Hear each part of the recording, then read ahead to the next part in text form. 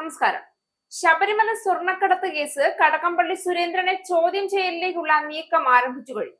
ശബരിമല ക്ഷേത്രത്തിന്റെയും ദേവസ്വം ബോർഡിന്റെയും പ്രവർത്തന മേഖലകൾക്കുള്ളിൽ നടന്നതായി ആരോപിക്കപ്പെടുന്ന സ്വർണ്ണക്കടത്ത് കേസ് വീണ്ടും ശക്തമായ വാദപ്രതിവാദങ്ങൾക്ക് വഴിവെച്ചിരിക്കുകയാണ്. മുൻ Devaswom board president A Padmakumar നൽകിയ പ്രസ്താവനയുടെ അടിസ്ഥാനത്തിൽ കേസിലൊരു പ്രധാന കഥാപാത്രമായ കടകംപള്ളി സുരേന്ദ്രനെ ചോദ്യം ചെയ്യാനുള്ള നടപടി സ്പെഷ്യൽ ഇൻവെസ്റ്റിഗേഷൻ ടീം ആരംഭിച്ചതോടെ രാഷ്ട്രീയ കേരളം വീണ്ടും ചൂടുപിടിച്ചിരിക്കുകയാണ്. കടകംപള്ളിയെ ചോദ്യം ചെയ്യലിലേക്ക് കാര്യങ്ങൾ എടുക്കുമ്പോൾ ഇടതുപക്ഷത്തിന് പുതിയ തലവേദന ആരംഭിക്കുകയാണ്. ഇതുവരെ പിടിക്കപ്പെട്ടവരെയൊക്കെ പാർട്ടിയുടെ മുടിയനായ പുത്രന്മാരെന്നും രക്തബന്ധമില്ല എന്നുമൊക്കെ ന്യായം പറഞ്ഞു തള്ളിക്കളഞ്ഞവർക്ക് കടകംപള്ളി എന്ന ഇടതുപക്ഷത്തിന്റെ കരുത്തനായ നേതാവിന് പിടിവീഴുന്നതോടെ മാളത്തിൽ ഒളിക്കേണ്ട അവസ്ഥയിലുള്ള കാര്യങ്ങളാണ് എത്തി നിൽക്കുന്നത്. മുൻ ദേവസ്വം മന്ത്രിയായിരുന്ന കടകംപള്ളി സുരേന്ദ്രനോട് SIT ചോദ്യം ചെയ്യൽ അനിവാര്യമാണെന്ന് വിലയിരുത്തുന്നതോടെ ഒരു കാര്യമാണ് വ്യക്തമായത്. കേസ് ഇതുവരെ CPM നേതൃത്വം പറഞ്ഞ രീതിയിലുള്ള ഒരു സാധാരണ രാഷ്ട്രീയ ആരോപണം മാത്രമല്ല. ദേവസ്വം ബോർഡിലെ മുൻ പ്രസിഡന്റിന്റെ മൊഴി അന്വേഷണ സംഘത്തിനെ ഇതിലേക്ക് എത്തിച്ചിട്ടുണ്ടെങ്കിൽ ഇതിന്റെ പിന്നിലെ ബന്ധങ്ങൾ CPM നേതൃത്വം തന്നെയാണോ എന്ന ചർച്ച ശക്തമാവുകയാണ്.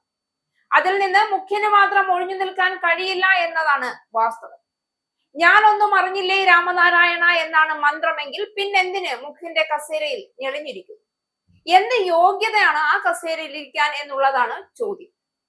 ശബരിമല വിഷയത്തിൽ പൊതുജനം ചോദ്യം ഉന്നയിക്കുന്നത് ഒരു പ്രാദേശിക നേതാവിനോടോ ഒരു മെമ്പറിനോടോ പഞ്ചായത്ത് പ്രസിഡന്റിനോടോ അല്ല.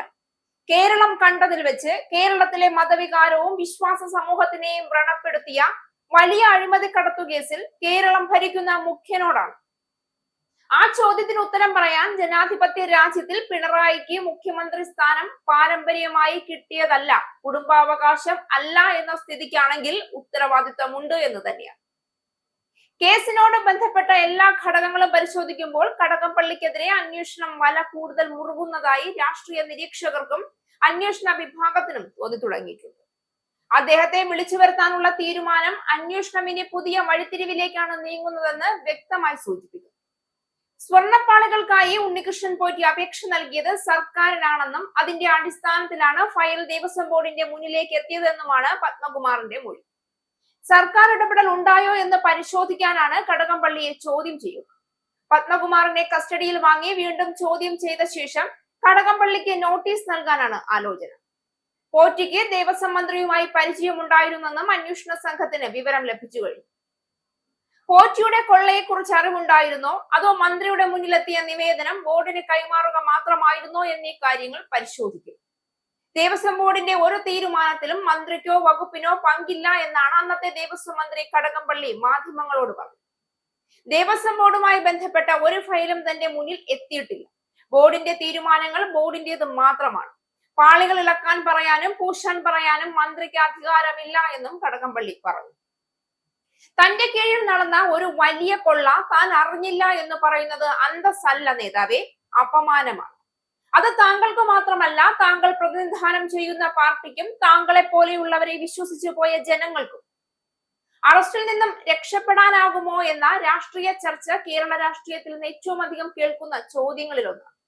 കടകംപള്ളി സുരേന്ദ്രനെ അറസ്റ്റ് ചെയ്യുമോ എന്നുള്ള ചോദ്യം ഉയരുകയാണ്. ഒരു വശത്ത് കേസ് കൃത്യമായി പോകുന്നു, മറുവശത്ത് CPM നേതൃത്വം ഇതിനെ ഒരു രാഷ്ട്രീയ ഗൂഢാലോചന എന്ന രീതിയിൽ അഭിമുഖീകരിക്കാൻ പോലും മടിക്കുന്നു. അന്വേഷണം വേഗത്തിലാകുന്നതിനാൽ അറസ്റ്റിലേക്ക് കേസ് നീങ്ങാൻ സാധ്യതയുണ്ടെന്ന വിലയിരുത്തലുകൾ ഇപ്പോഴാണ് കൂടുതൽ ശക്തമായിരിക്കുന്നത്. ശബരിമല വിഷയത്തെ ചുറ്റിപ്പറ്റി ഇതിനു മുൻപ് തന്നെ വലിയ പ്രക്ഷോഭങ്ങൾ, ജനകീയ പ്രതിരോധം, രാഷ്ട്രീയ പ്രതിസന്ധികൾ എന്നിവ നേരിട്ട സർക്കാർ വീണ്ടും ശബരിമലയുമായി ബന്ധപ്പെട്ട ഒരു വിവാദത്താൽ ആത്മാഭിമാനം നഷ്ടപ്പെടുന്ന അവസ്ഥയിലാണ്. പ്രത്യേകിച്ച് സ്വർണ്ണക്കടത്ത് പോലെയുള്ള നയതന്ത്രപരവും സാമ്പത്തികവുമായ ഒരു ഗുരുതര വിഷയത്തിൽ മുൻ മന്ത്രിമാരുടെ പേരുകൾ ഉയരുന്നത് ഭരണകക്ഷിക്കും മന്ത്രിസഭയ്ക്കും വലിയ അപമാനമാണ് എന്ന് പറയാതെ വയ്യ. അതിനുപരി മുൻ ദേവസ്വം ബോർഡ് നേതൃത്വം തന്നെ നൽകിയ മൊഴിയുടെ അടിസ്ഥാനത്തിലാണ് ഇപ്പോഴത്തെ അന്വേഷണം മുന്നോട്ട് പോകുന്നതെന്നതും സർക്കാരിനെ പ്രതിരോധത്തിലാക്കുന്നു. ഈ വിഷയത്തിൽ ഏറ്റവും വിവാദമായ വശം പിണറായി വിജയൻ പ്രകടിപ്പിക്കുന്ന അസാധാരണ മൗനമാണ്. സാധാരണ സാഹചര്യങ്ങളിൽ എന്തിനേയും വെട്ടിമുറിച്ച് മറുപടി നൽകുന്ന മുഖ്യമന്ത്രി ഈ വിഷയത്തിൽ നിശബ്ദനായി നിൽക്കുന്നത് രാഷ്ട്രീയ മേഖലയിലും പൊതുജനങ്ങളിലും പുതിയ സംശയങ്ങൾ ഉയർത്തുന്നു. പിണറായിയുടെ മൗനം അന്വേഷണത്തിന്റെ ഉയർന്ന തലങ്ങളിൽ പാർട്ടിയുടെ മറ്റു നേതാക്കൾക്കും ബന്ധമുണ്ടോ എന്ന ആശങ്ക സർക്കാരിനുള്ളിൽ തന്നെ ഉണ്ടാകുന്നു എന്നുള്ളതിന്റെ ശക്തമായ തെളിവ്. പ്രതിപക്ഷം ഇതിനോടകം തന്നെ തുറന്നു പറയുന്ന കാര്യമാണ് പിണറായി മൗനം പാലിക്കുന്നത് അന്വേഷണത്തിന്റെ ചൂട് മന്ത്രിസഭയിലേക്ക് എത്തിയത് കൊണ്ടാണ്. ഏറെക്കുറെ പൊതുജനത്തിന് അത് ബോധ്യമായി കഴിഞ്ഞു എന്നുള്ളതാണ് സത്യം. ശബരിമല സ്വർണ്ണക്കടത്ത് കേസ് ഒരു വ്യക്തിയുടെ കുറ്റകൃത്യമായി മാത്രം കണക്കാക്കാനാകില്ല എന്ന് ഇപ്പോൾ വ്യക്തമായി കഴിഞ്ഞു. ഇതൊരു വലിയ സംഘടിത ശൃംഖലയുടെ, ഒരു സംഘടനാപരമായ അഴിമതിയുടെ, ഒരു വ്യവസ്ഥാപിത ലാഭ നേട്ടത്തിന്റെ പ്രശ്നമാണ് എന്നതിലേക്ക് അന്വേഷണം നീങ്ങുകയാണ്. കടകംപള്ളി സുരേന്ദ്രനെ ചോദ്യം ചെയ്യാനുള്ള തീരുമാനം ദേവസ്വം ബോർഡ് പ്രവർത്തന രീതിയിൽ ഉണ്ടായിരുന്ന ഇരുണ്ട ഭാഗങ്ങളെ വെളിച്ചത്തിലാക്കാൻ സാധ്യതയുള്ള ഒരു നിർണായക ഘട്ടമാണ്. കേസിലെ രാഷ്ട്രീയ കളികൾ നോക്കുമ്പോൾ മുഖ്യമന്ത്രിയുടെ ഓഫീസ് ഉൾപ്പെടെയുള്ള ഉയർന്ന തലങ്ങളിൽ നിന്നും കണ്ടെത്തലുകൾ ഉണ്ടാകുമോ എന്നതാണ് ഇപ്പോൾ വീണ്ടും ഉയരുന്ന ചോദ്യം. ശബരിമല സ്വർണ്ണക്കടത്ത് കേസ് ഇനി ഒരു സാധാരണ അന്വേഷണ പരിധിയിൽ നിൽക്കുന്ന വിഷയമല്ല. ഇത് LDF സർക്കാരിനെയും CPM നേതൃത്വത്തെയും വൻ പ്രതിസന്ധിയിലേക്ക് തള്ളുന്ന ഒരു വലിയ കൊടുങ്കാറ്റായി മാറിക്കഴിഞ്ഞിരിക്കുന്നു. അന്വേഷണത്തിന്റെ ഈ തുടർ നടപടികൾ ഉണ്ടാവുക എന്നത് ഇനി ഒരു വിദൂര സാധ്യതയല്ല. ഭരണം അവസാനിക്കും മുൻപ് രാജിക്കത്ത് തയ്യാറാക്കേണ്ടി വരുന്ന ഗതികേടിലാണോ പിണറായി എത്തുന്നതെന്ന് ഇനി കാത്തിരുന്ന് കാണേണ്ടി വരും.